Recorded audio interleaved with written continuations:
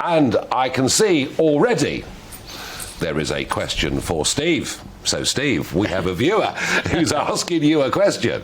He says, what has been the greatest achievement in your incredible life? What's your greatest achievement been, Steve?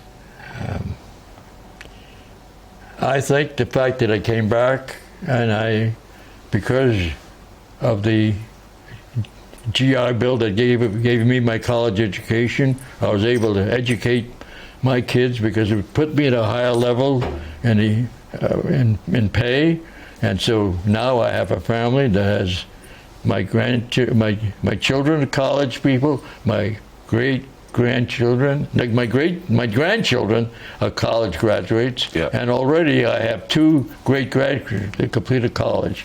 So I feel that I upgraded my whole family, and that is my biggest achievement. So doing well, yes. And education important for everybody. That's absolutely right.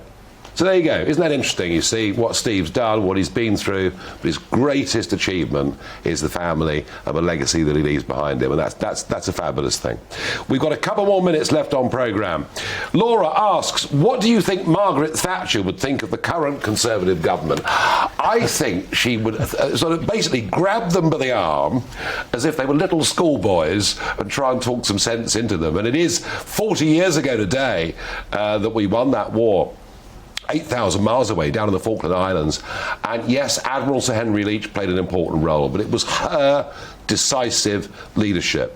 You know, to send the Royal Navy with the infantry on board 8,000 miles across the world, to land on St. Carlos with no reconnaissance, of course it was a risk, but Thatcher took that risk. And whether you like Thatcher or don't like Thatcher, she was a real leader. And I look across the Western world today, I don't see people, frankly, who've got that calibre.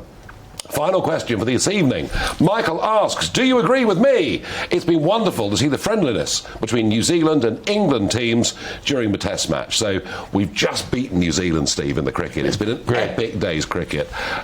Really fabulous leadership, tremendous result.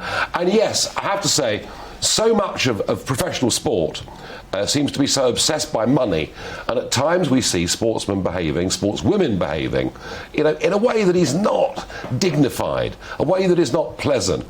Play the game hard, but have decent respect for your opponent. That's what the paying audience want to see when they see sport. And I think the spirit this Test match has been played in, between England, this Test series has been played in, between England and New Zealand, is how sport should be played, and actually, it's how life should be lived. Play the game, play up, play it hard, but do it with fairness, do it with integrity, do it with decency. It's over and out from me.